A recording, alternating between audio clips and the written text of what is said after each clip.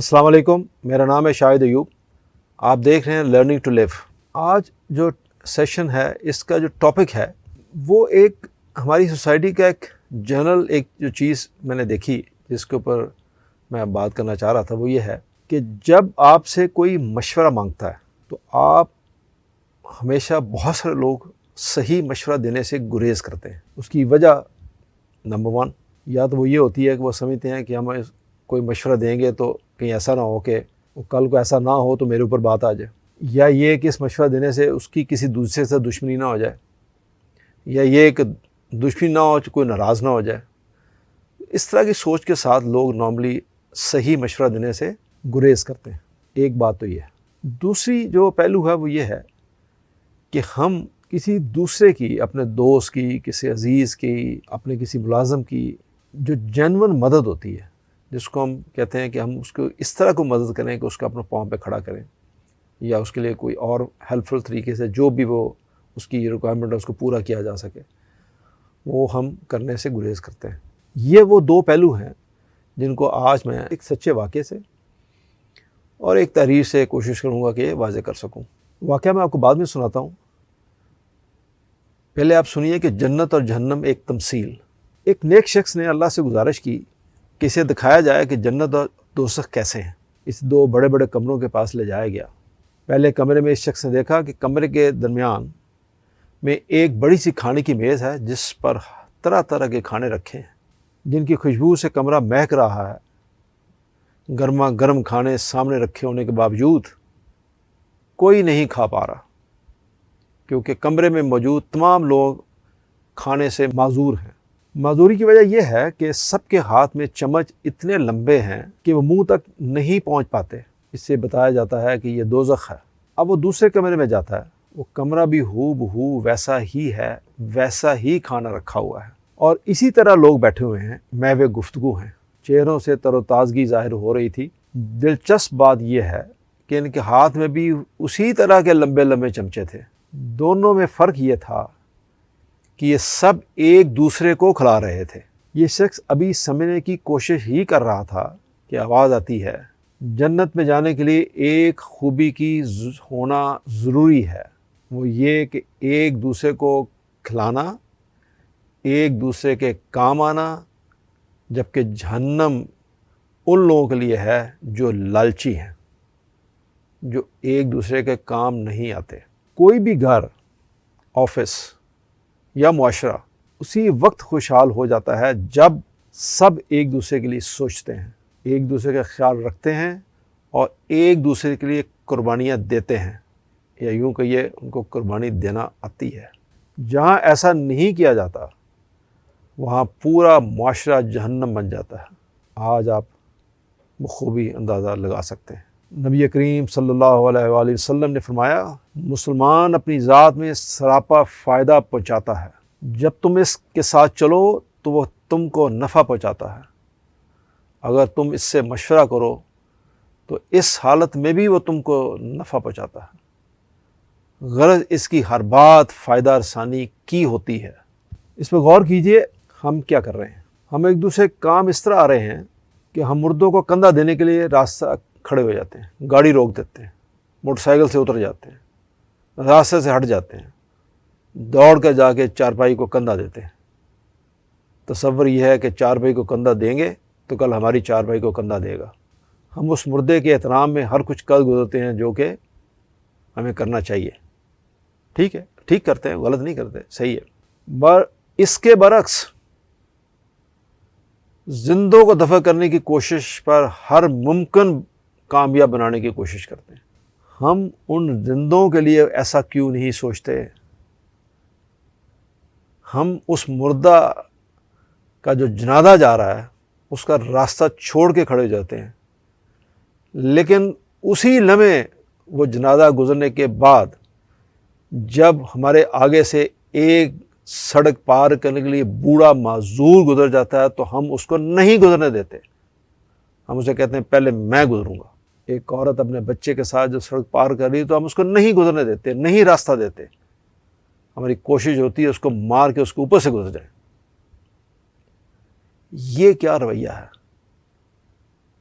کیا فائدہ اس جنازے کے سامنے سے ہٹ جانے کا، اس کے احترام میں کھڑے ہونے کا، اگر خدا کے اس بندے کو جو زندہ ہے اس کو آپ نے راستہ نہیں دیا۔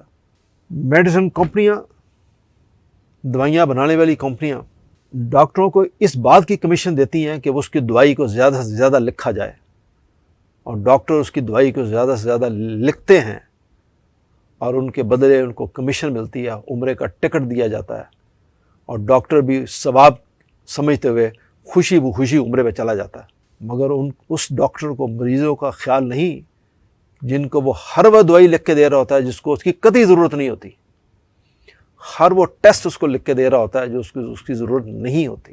جس ہاسپٹل میں کام کر رہا ہوتا ہے اس کی کوشش ہوتی ہے کہ ایک ٹیسٹ کی ضرورت ہے 10 لکھ کے دے، اور اس کو ہاسپٹل کو اس کا فائدہ پہنچایا جائے۔ صرف اس ہاسپٹل کو فائدہ نہیں پہنچتا، اس میں سے ایک سرٹن کمیشن اس ڈاکٹر کو بھی جاتی ہے۔ اپنے تمام ڈاکٹر احباب سے، دوستوں سے میں معافی چاہتا ہوں، میں نے سخت بات کی ہے۔ یہ کسی ایک پروفیشن کی بات میں نے کی ہے، باقی سب پروفیشنوں میں بھی اسی طرح کا ملتا جلتا رویہ ہے، کہیں کم کہیں زیادہ۔ یہ نہیں کہ صرف ڈاکٹر ہی برے ہیں اور باقی سب ہم اچھے ہیں، سب میں ملا جلا رجحان ہے، جس کی وجہ سے آج ہم تاریکی کے اس گڑھے میں گرے ہیں۔ اس دعا کے ساتھ میں آپ سے رخصت چاہوں گا کہ اللہ تعالیٰ ہمیں ایک دوسرے کے کام آنے کا حوصلہ عطا فرمائے، اور وہ بھی کسی لالچ کے بغیر، اور صرف اللہ کی خوشنودی کے لیے، کسی لالچ میں نہیں۔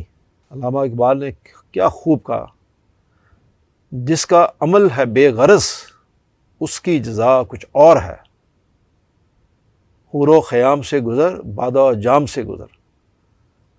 آپ جو کر رہے ہیں وہ صرف اللہ کی خوشنودی کے لیے ہے۔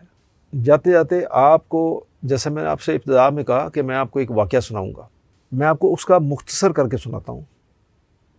میرے ایک دوست، بلکہ یوں کہیے کہ میں 2 دوستوں کی بات کروں جن کو میں بخوبی جانتا ہوں۔ ان میں سے ایک دوست کو کوئی لڑکی پسند آئی، تو اس نے کہا کہ میں تم سے شادی کرنا چاہتا ہوں۔ تو اس لڑکی نے کہا، لڑکا اچھا تھا، اچھا خوب کماتا تھا وہ، تو لڑکی نے کہا ٹھیک ہے۔ تو اس نے کہا کہ آپ کی عمر کچھ زیادہ ہے، تو آپ مجھ سے کیوں شادی کرنا چاہتے ہیں؟ تو اس نے کہا کہ اس لیے کہ میں نے آج تک شادی نہیں کی، تو میں اچھی لڑکی ڈھونڈ رہا تھا، تو آج مجھے نظر آ گئی ہے، تو میں نے کہا میں آپ کو آفر دوں، آپ سے گزارش کروں کہ آپ مجھ سے شادی کر لیں۔ تو اس نے کہا ٹھیک ہے۔ تو وہ اس کے دوسرے دوست کو جانتی تھی لڑکی، تو اس نے دوسرے دوست کو فون کیا، اس نے کہا کہ میرا یہ آپ کا جو دوست ہے یہ کیسا ہے؟ اس نے کہا بہت اچھا آدمی ہے۔ اس نے کہا واقعی جینوئن اچھا آدمی ہے؟ اس نے کہا ہاں بہت اچھا آدمی ہے۔ تو اس نے کہا کہ اس نے آج تک شادی کیوں نہیں کی؟ اس نے کہا کہ اس نے شادی کی ہوئی ہے اور اس کے 4 بچے ہیں۔ اس نے کہا اس نے تو مجھے کہا تھا کہ اس نے شادی نہیں کی۔ اس نے کہا آپ نے یہ کیوں کہا کہ اچھا آدمی ہے؟ اس نے کہا آپ نے پوچھا کیسا آدمی ہے، تو میں نے آپ سے کہا اچھا آدمی ہے۔ تو آپ نے اگلا سوال یہ جو کیا کہ شادی اس نے نہیں کی، تو سچ ہی ہے کہ اس نے شادی کی ہوئی ہے، اس کے 4 بچے ہیں۔ تو جو سچ ہے وہ میں نے آپ کو بتا دیا، ایک اچھا آدمی ہے، وہ اچھا ہے، لیکن اچھے اور برے کی تمیز اب بہت ساری ڈیفینیشن ہے اس کے اندر، اس کے اوپر نہ پڑ جائیے گا۔ تو اس نے ایک سرسی بات کی کہ وہ اچھا آدمی ہے اور یہ اس کا رویہ ہے، یہ اس نے کیا ہوا ہے۔ تو اس لڑکی نے اس دوست کو جا کے بڑی سنائی کہ بھائی تم نے مجھے جھوٹ بولا، تم آلریڈی شادی شدہ ہو اور تم 4 بچوں کے باپ ہو۔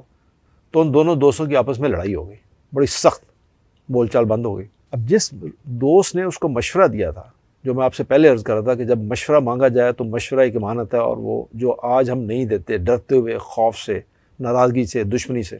میرے اسی دوست نے جب اپنی بہن کے لیے ایک اچھا رشتہ ڈھونڈ رہا تھا، اس نے ایک رشتہ ڈھونڈا اور آلموسٹ وہ وہاں ڈن کر چکے تھے، اور ایک دن وہ اپنے کسی اور دوست کے پاس بیٹھا ہوا تھا، تو اس نے کہا کہ میں اپنی بہن کے لیے ایک رشتہ ڈھونڈا، میں نے بڑے اچھے لوگ ہیں اور میں آپ کو دعوت دوں گا تو آپ شادی پہ آئیے گا، بس 1-2 دن میں فائنل ہو جائے گا۔ اس نے کہا کہ کیا کرتا ہے لڑکا؟ اس نے کہا اس لڑکے کا پیٹرول پمپ ہے۔ اس نے پوچھا اس کا کہاں پیٹرول پمپ؟ اس نے کہا فلاں جگہ پہ۔ اس نے کہا تو میں اس کو جانتا ہوں۔ اس نے کہا اچھا، بڑی اچھی بات، آپ اسے جانتے ہو، تو کیسا آدمی ہے؟ اس نے کہا اس شخص نے میری بہن سے شادی کی تھی اور جہنم بنا دیا تھا میری بہن، اس گھر کو میری بہن کے لیے، اور میری بہن کو اتنی تکلیفیں دیں کہ اس کی ڈیتھ ہو گئی 3 سال میں اسی گھر میں۔ تو وہ ایک بہت ہی غیر مہذب اور بڑا کیا کہنا چاہیے خبیث شخص ہے، تو آپ اس سے بچو۔ تو میرے دوست نے مجھے بتایا کہ دیکھو یار، ایک دن میں نے کسی کو ایک صحیح مشورہ دیا جو شاید اللہ کو پسند آ گیا، اور آج میری بہن کی جان بچ گئی کہ اللہ نے مجھے اس کا ریوارڈ دیا۔ تو یاد رکھیے، جب آپ کوئی مشورہ کسی کو دیتے ہیں بغیر کسی لالچ کے، صرف اللہ کی خوشنودی کے لیے، اللہ کی امانت سمجھتے ہوئے اس مشورے کو کسی کو دیتے ہیں، اللہ آپ کو ضرور ریوارڈ کرتا ہے۔ یہ نہیں ہوتا کہ آپ نیک کام کریں اور اس کا ریوارڈ نہ ملے، اس میں دیر ہو سکتی ہے، وہ اللہ کی رضا ہے، وہ اللہ جیسے چاہتا ہے، جو مناسب وقت وہ آپ کے لیے سلیکٹ کرتا ہے وہ اسی وقت آپ کو دے گا، اور وہ دے گا ضرور۔ اس امید کے ساتھ اور دعا کے ساتھ مجھے اجازت دیجیے، اللہ حافظ۔